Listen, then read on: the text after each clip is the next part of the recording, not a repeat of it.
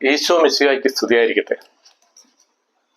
ശ്രീ കുര്യൻ തലയോലപ്പറമ്പ് ഈശോയോടുള്ള 41 ചോദ്യങ്ങളുമായി ഇന്ന് നിങ്ങളുടെ മുമ്പിൽ എത്തുന്നു.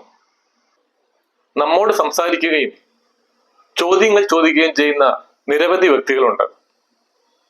വളരെ നിഷ്കളങ്കമായി നമ്മളോട് ഇടപെടുകയും സംശയ നിവാരണം നടത്തുകയും ചെയ്യുന്നവരാണ് അധികവും.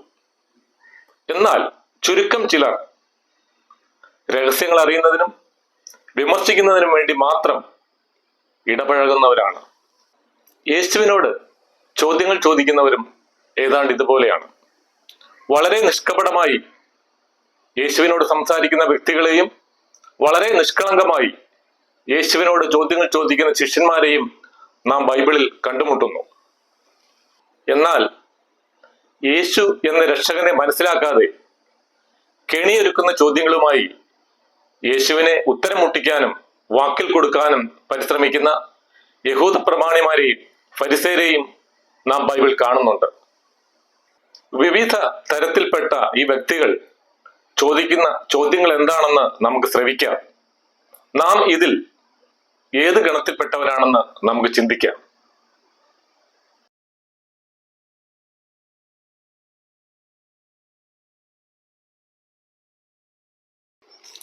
ഈശോ മിശിഹായിക്ക് സ്തുതിയായിരിക്കട്ടെ.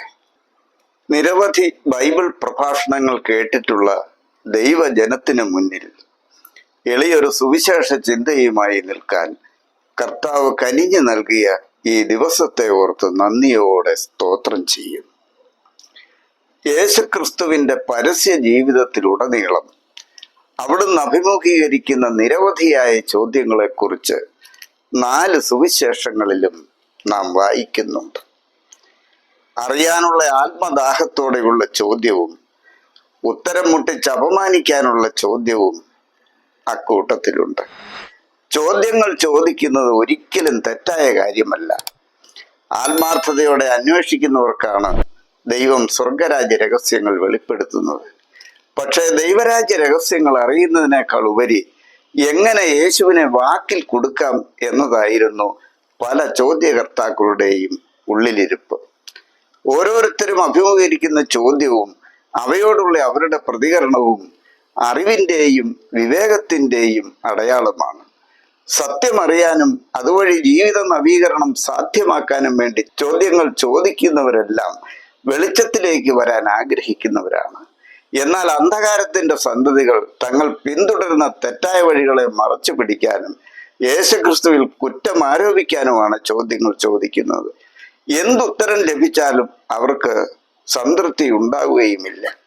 സത്യം അറിയുന്നതിനേക്കാൾ ദൈവരാജ്യ ശുശ്രൂഷകളെ പ്രതിരോധിക്കാനും യേശുക്രിസ്തുവിനെ പ്രതിക്കൂട്ടിലാക്കാനുമാണ് പല ചോദ്യകർത്താക്കളും പരിശ്രമിക്കുന്നത്. അവരുടെ ചോദ്യങ്ങളിൽ നിന്ന് തന്നെ അവർ ഒളിപ്പിച്ചിരിക്കുന്ന കെണികളെ കർത്താവ് കാണുന്നുണ്ട്. വഴിയും സത്യവും ജീവനുമായ ദൈവപുത്രനെ തിരിച്ചറിഞ്ഞ് ചോദ്യങ്ങൾ ചോദിക്കുന്നവരെയും അവനെ ദൈവദൂഷകനും പിശാചുബാധിതനുമൊക്കെയായി മുദ്രകുത്തി ചോദ്യങ്ങൾ ഉന്നയിക്കുന്നവരെയും 4 സുവിശേഷങ്ങളിലൂടെയും നമുക്കൊന്ന് തിരിച്ചറിയാം. Price the Lord. സ്നാപക യോഹന്നാനിൽ നിന്ന് സ്നാനം സ്വീകരിക്കാൻ ഗലീലയിൽ നിന്നും യോർദാനിലേക്ക് വന്ന യേശുക്രിസ്തുവിനോടുള്ള സ്നാപക യോഹന്നാന്റെ ചോദ്യത്തോടെ നമുക്ക് ആരംഭിക്കാം. മത്തായി 3:14 ഞാൻ നിന്നിൽ നിന്ന് സ്നാനം സ്വീകരിക്കേണ്ടിയിരിക്കെ നീ എൻ്റെ അടുത്തേക്ക് വരുന്നുവോ എന്ന സ്നാപക യോഹന്നാന്റെ ചോദ്യം. മത്തായി 9:11 നിങ്ങളുടെ ഗുരു ചുങ്കക്കാരോടും പാപികളോടും കൂടെ ഭക്ഷിക്കുന്നത് എന്തുകൊണ്ടെന്ന ഫരിസേയരുടെ ചോദ്യം. മത്തായി 12:10 സാപത്തിൽ രോഗശാന്തി അനുവദനീയമാണോ എന്ന ഫരിസേയരുടെ ചോദ്യം.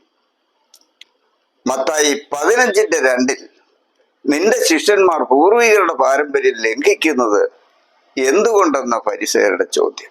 മത്തായി 17:19 എന്തുകൊണ്ടാണ് അതിനെ ബഹിഷ്കരിക്കാൻ ഞങ്ങൾക്ക് കഴിയാതെ പോയതെന്ന ശിഷ്യന്മാരുടെ ചോദ്യം. മത്തായി 17:24 നിങ്ങളുടെ ഗുരു ദേവാലയ നികുതി കൊടുക്കുന്നില്ലേ എന്ന ചുങ്കം പിരിവുകാരുടെ ചോദ്യം. മത്തായി 18:1 സ്വർഗരാജ്യത്തിൽ വലിയവൻ ആരാണെന്ന ശിഷ്യന്മാരുടെ ചോദ്യം. മത്തായി 19:25 അങ്ങനെയെങ്കിൽ രക്ഷ പ്രാപിക്കാൻ ആർക്ക് സാധിക്കുമെന്നും എല്ലാം ഉപേക്ഷിച്ച് നിന്നെ അനുഗമിച്ചിരിക്കുന്ന ഞങ്ങൾക്ക് എന്ത് പ്രതിഫലം ലഭിക്കുമെന്നുമുള്ള ശിഷ്യന്മാരുടെ ചോദ്യം. മത്തായി 21:23 എന്ത് അധികാരത്താലാണ് നീ ഇതൊക്കെ ചെയ്യുന്നതെന്ന പ്രധാന പുരോഹിതന്മാരുടെ ചോദ്യം. മത്തായി 26:63 നീ ദൈവപുത്രനായ ക്രിസ്തു ആണോ എന്ന പ്രധാന പുരോഹിതനായ കയ്യഫാസിന്റെ ചോദ്യം. മർക്കോസ് 2:18 നിന്റെ ശിഷ്യന്മാർ ഉപവസിക്കാത്തത് എന്തുകൊണ്ടെന്ന ചിലരുടെ ചോദ്യം.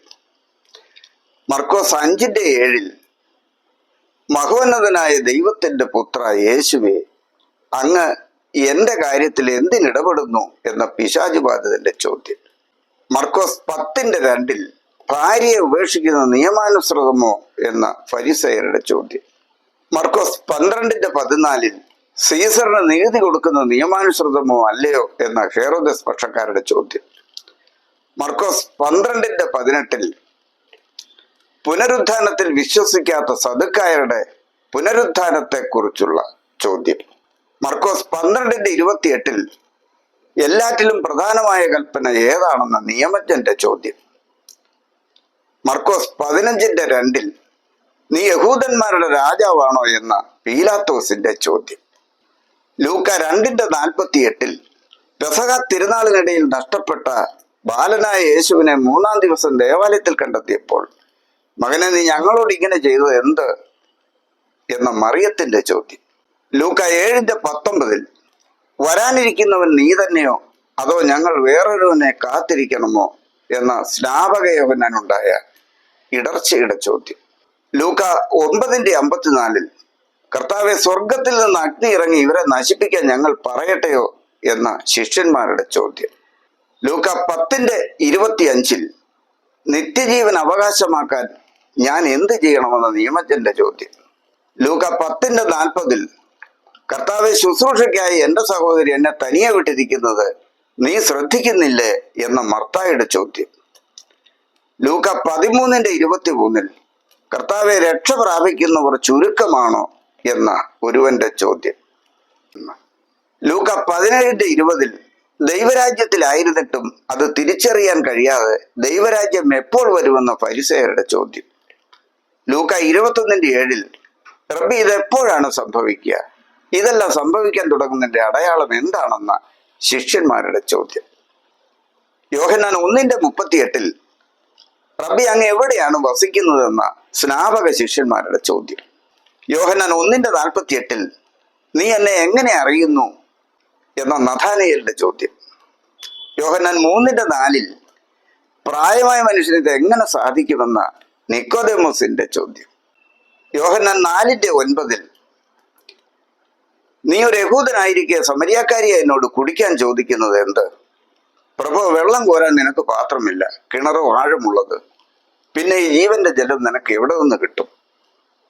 ഈ കിണർ ഞങ്ങൾക്ക് തന്ന ഞങ്ങളുടെ പിതാവായ യാക്കോബിനേക്കാൾ വലിയവനാണോ നീ?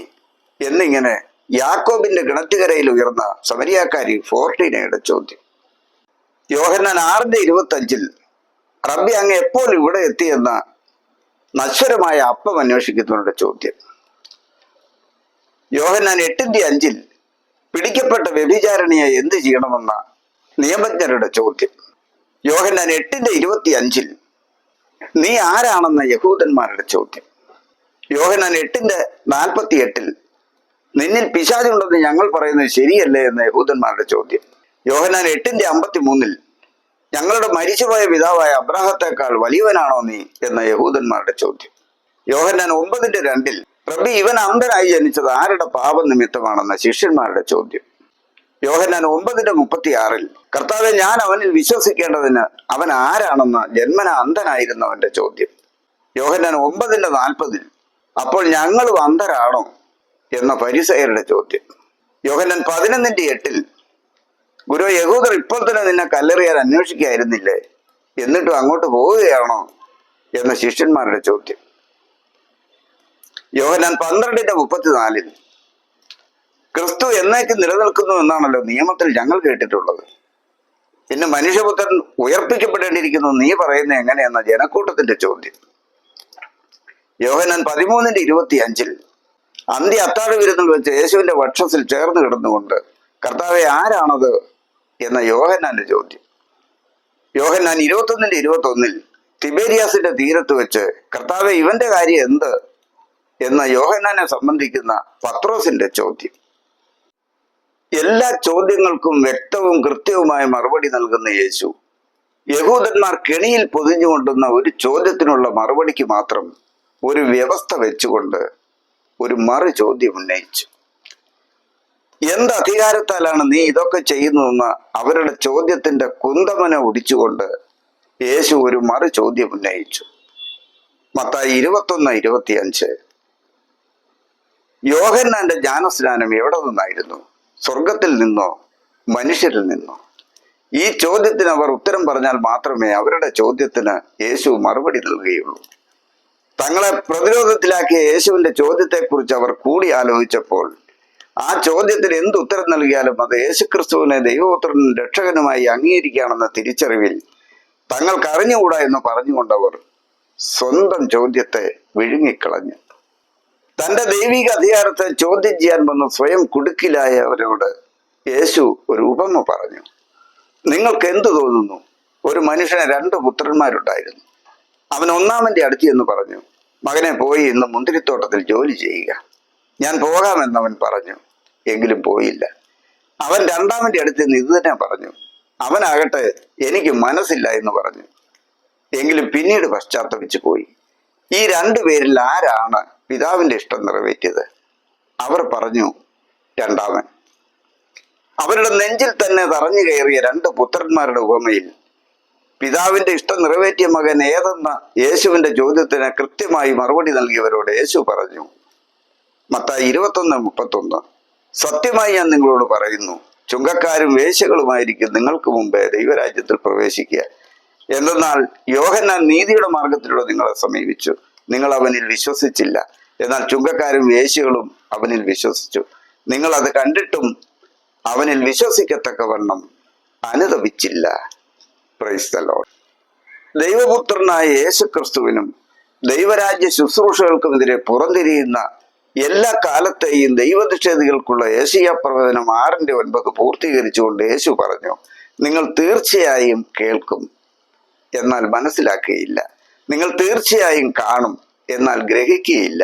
അവർ കണ്ണുകൊണ്ട് കണ്ട്, കാതുകൊണ്ട് കേട്ട്, ഹൃദയം കൊണ്ട് മനസ്സിലാക്കി മാനസാന്തരപ്പെടുകയും ഞാൻ അവരെ സുഖപ്പെടുത്തുകയും അസാധ്യമാകുമാറ് ഈ ജനത്തിന്റെ ഹൃദയം കഠിനമായി തീർന്നിരിക്കുന്നു. കാതിന്റെ കേൾവി മന്ദീഭവിച്ചിരിക്കുന്നു, കണ്ണ് അവർ അടച്ചു കളഞ്ഞിരിക്കുന്നു. നിങ്ങളുടെ കണ്ണുകൾ ഭാഗ്യമുള്ളവ, എന്തെന്നാൽ അവ കാണുന്നു. നിങ്ങളുടെ കാതുകൾ ഭാഗ്യമുള്ളവ, എന്തെന്നാൽ അത് കേൾക്കുന്നു. യേശുക്രിസ്തുവിനോടോ സ്നാപക യോഹന്നാനോടോ യാതൊരു താല്പര്യവും കാണിക്കാത്ത, മാനസാന്തരപ്പെടാനുള്ള ഒരു ആഹ്വാനത്തിനും ചെവി കൊടുക്കാത്ത യഹൂദ മത നേതാക്കന്മാരെ കൂട്ടുകാരുടെ കുഴലൂത്തിനൊത്ത് നൃത്തം ചെയ്യാനോ വിലാപഗാനം കേട്ട് കണ്ണീരൊഴുക്കാനോ കഴിയാത്ത ചന്തസ്ഥലത്തെ കുട്ടികളോടാണ് മത്തായി 11:16 കർത്താവ് ഉപമിക്കുന്നത്. സന്തോഷ സൂചകമായ താളമേളങ്ങളോ ദുഃഖസൂചകമായ വിലാപഗീതങ്ങളോ അവരെ സ്വാധീനിക്കുന്നില്ല. യാതൊന്നിനോടും ആഭിമുഖ്യമില്ലാതെയും പ്രതികരിക്കാതെയും ഇല്ലാത്ത ജീവിതം ക്രൈസ്തവമല്ല. ചൂടോ തണുപ്പോ ഇല്ലാതെ മന്നോഷനാകയാൽ നിന്നെ ഞാൻ എൻ്റെ വായിൽ നിന്ന് തുപ്പിക്കളയുമെന്ന് വെളിപാട് പുസ്തകം 3:16 കർത്താവ് മുന്നറിയിപ്പ് ചെയ്യുന്നു. നിസ്സംഗതയും താല്പര്യമില്ലായ്മയും വിശ്വാസ ജീവിതത്തെ മരവിപ്പിക്കുമെന്ന യാഥാർത്ഥ്യത്തെ നമുക്ക് മറക്കാതിരിക്കാം. ദൈവത്തോട് ചേർന്ന് നിൽക്കുന്ന സങ്കീർത്തകനെ പോലെ നമുക്കും പ്രാർത്ഥിക്കാം. സങ്കീർത്തനങ്ങൾ 119:32 കർത്താവെ, ഒരുക്കമുള്ള ഹൃദയം അങ്ങ് എനിക്ക് തരുമ്പോൾ അങ്ങയുടെ പ്രമാണങ്ങളുടെ പാതയിൽ ഞാൻ ഉത്സാഹത്തോടെ ചരിക്കും. ആമേൻ.